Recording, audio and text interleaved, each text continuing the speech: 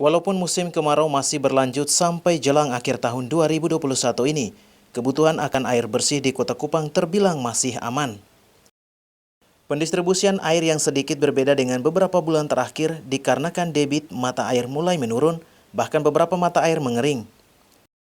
Kondisi ini dinilai tidak mempengaruhi proses pendistribusian air bagi warga Kota Kupang dan Kabupaten Kupang sebagai pelanggan PDAM.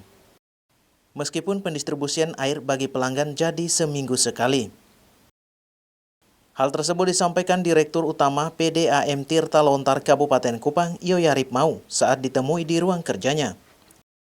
Yarip Mau menjelaskan, guna mengatasi kelangkaan air bersih di beberapa wilayah, pihaknya melakukan penambahan debit mata air baru melalui pengeboran air bawah tanah dengan bermodalkan uang kas PDAM.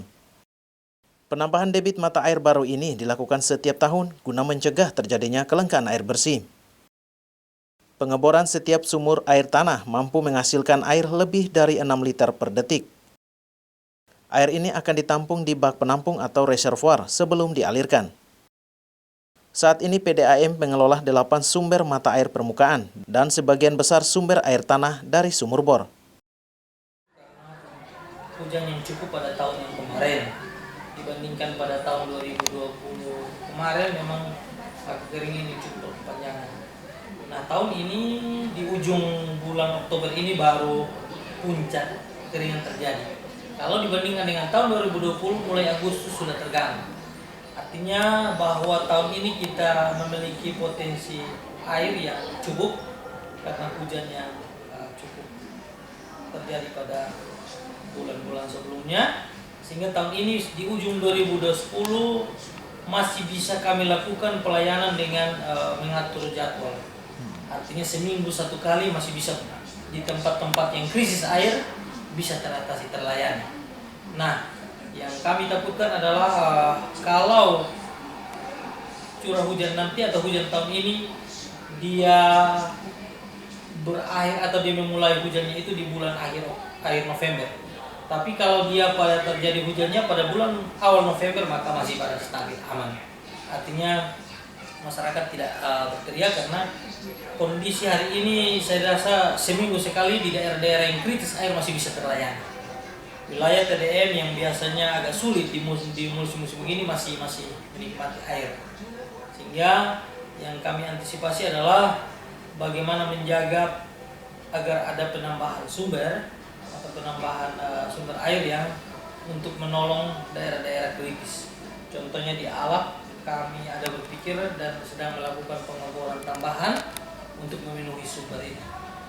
Memenuhi sumber di Alak, kemudian di daerah Baumata, pasca selesai nanti di daerah Kupang Barat, dia akan ke daerah Tebinu untuk pengeboran lagi untuk menambah debit air.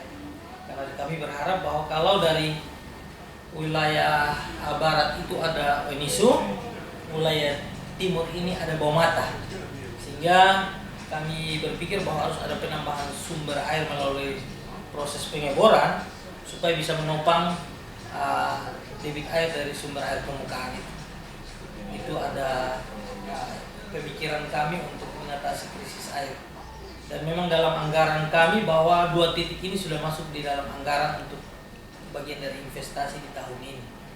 Artinya kami berusaha untuk setiap tahun itu ada penambahan sumber untuk mengatasi krisis air kita. Krisis air kita memang disebabkan oleh menurunnya air permukaan. Hal ini disebabkan oleh berkurangnya hutan, kemudian sebagai daerah resapan, kemudian pengembangan perumahan yang semakin mendekat ke mata air. Itu kemudian menyebabkan.